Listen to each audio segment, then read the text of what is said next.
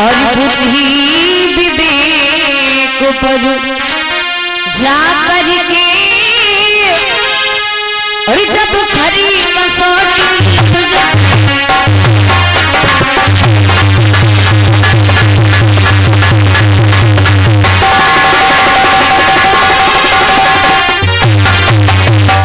तो कहा किसी बात को जब माने तर्कों पर खरी उतर जाए और बुद्धि विवेक पर जाकर के जब खरी कसौटी लग जाए।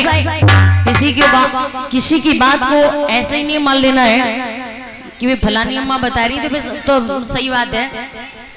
जब तक किसी बात को स्वयं कानों से सुन न ले और जब तक किसी कार्य को स्वयं आंखों से देख न ले तब तक ऐसे किसी की बात पर भरोसा सही है, सही बात है। लेकिन बहनों ये देखा हो कि कानों से सुना नहीं, आंखों से देखा नहीं और आपने जो कह दिया हमने वही मान लिया। अरे जब जीजी सवेरे नल पे पानी भरने को जाती है ना, जैसे ही बाल्टी भर के फुर्सत वही तो दूसरी जीजी आई सादगी बोली जीजी तुम्हें कुछ पता है काम फलानी फलानी बात हुई है। सादगी अगर सामने वाली गोसे में बात करें तो जो गोसे में ही बात करें। बोली जीजी हमें ना पता का हुई हो। बोले देखो सर देखे तुम ही बता रहे बताइयो कहो मत। बोली जीजी देखो तुम ऐसी बातें करती आज से पहले हमने तुम्हारी कोई बात कही कहूँ समझ ले जैसे ही कही सूली पे चढ़ी। बोले बताइयो कहोगा ना बे तो निकली तो ले तीसरी सादगी बोली का जीजी तुम्हें कुछ पता पे कहूँ फलानी फलानी बात हुई ना जीजी हमें ना पता, तुम्हें पता तो बताओ। अब बताया तो दिए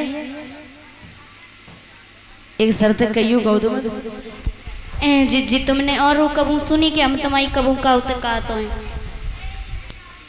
है सो तो ना सुनी पहले ही कबू सुनी थी अबे ना सुनी।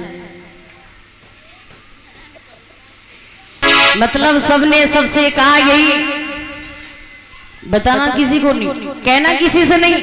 लेकिन भैया वो बात धीरे धीरे आगे की तरह पूरे गांव में फैल गई। और जब झूठी बात का प्रचार हो जाता है तो किसी ना किसी दिन तो सही सारा होना ही है। और जब सही सारा होता बुलाया जाता बेगाती तो हमने ना कही हमसे तो उन्होंने कही फलानी जीजी ने उन्हें बोला बेगाती देखो हमने नहीं की हमसे तो उन्होंने कही बेना समर वाली है उनने कही है। बेगाती देखो हमने नहीं कही हमसे तो उन्होंने कही बे दिल्ली वाली ना बे बिजी है। फिर कोई ये नहीं कहता कि हमने कहा। और सबसे बड़ी बात ये भैया अगर किसी भी बात का प्रचार कराना हो किसी बात का प्रचार कराना हो तो हमारे स्टाफ से मिलिए फेरी सेवा है रुपया नहीं लगे थे। लेकिन मेरा कहने का उद्देश्य बहनों जब तक आंखों से देख ना ले कानों से सुन ना ले तब तक ऐसी किसी बात पर भरोसा मत करें। किसी को दोष लगाने का काम न करें, किसी को गलत ठहराने का काम न करें।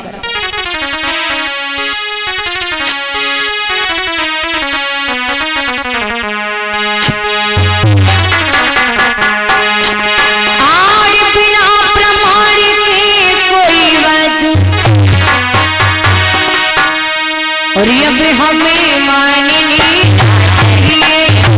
हमें माननी चाहिए। इसीलिए मैं कहती हूँ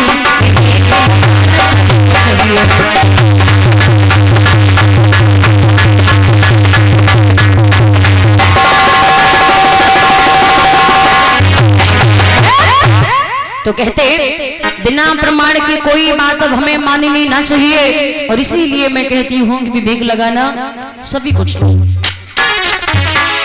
तो ये है बुद्ध की सन। जरूरी नहीं है उस तरफ भीड़ ज्यादा तो वही जानना चाहिए। अकेला व्यक्ति सत्य को बोलने वाला हमेशा अकेला ही रहता है। तो आगे दिया जाता है धम्मं शरणं गच्छामि धम्म की शरण में जाती हूँ या जाता हूँ।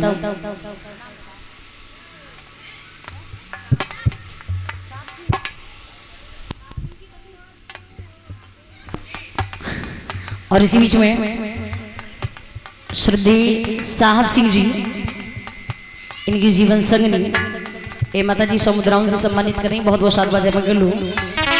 तथा दान और सम्मान के हमेशा इनके हाथ आगे की ओर बढ़ा रखे हैं। ऐसी आशा विलासा आकांक्षा करती हूँ। बोलिए भगवान बुद्ध की। दमदार हो।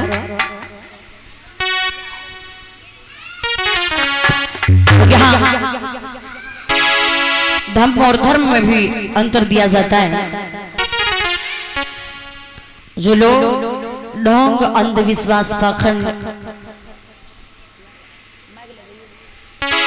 ईश्वर आत्मा परमात्मा स्वर्ग नरक में बिलीव रखने वाले होते हैं, वो लोग धम्म नहीं बल्कि कहीं ना कहीं धर्म को वो कहने वाले होते हैं। वो कहने का धर्म सब कोई कह रहा मरम न जाने कोई।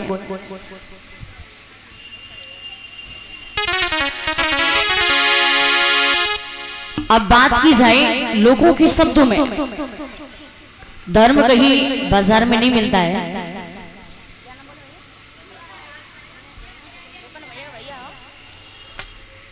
और इस बीच में ये भैया रमेश साकी जी 50 मुद्राओं से सम्मानित करें। बहुत बहुत साधु जय मंगल हो।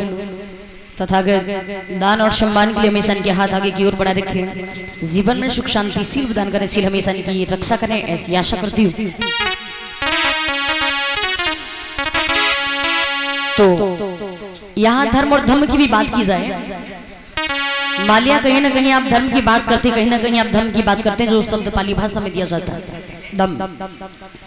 ये धम्म और धर्म कहीं बाजार में नहीं मिलता, किसी दुकान पर खरीदने से नहीं मिलता, किसी के घर में नहीं घुसा हुआ। मान लिया कोई व्यक्ति हर रोज किसी न किसी के साथ में अत्याचार करता हो, हर रोज किसी न किसी का वध करता हो, माँ बहनों बेटियों के साथ में छल कपट करता हो, उनकी इज्जत आबादी को लूटने का काम करता हो, तो मैं जानना चाहती हूँ भैया क्या ऐसे व्यक्ति के अंदर कोई धर्म विराजमान हो सकता?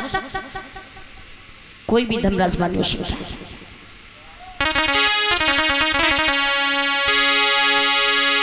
जिस व्यक्ति का मन और चित्त पवित्र है,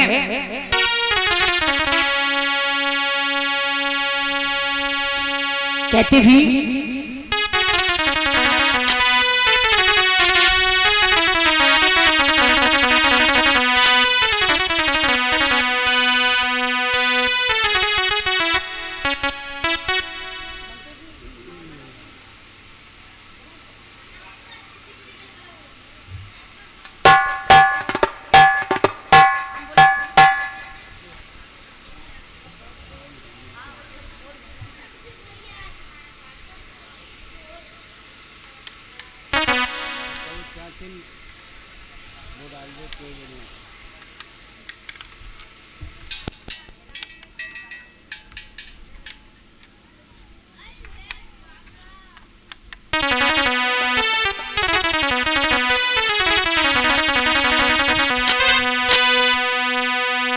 हेलो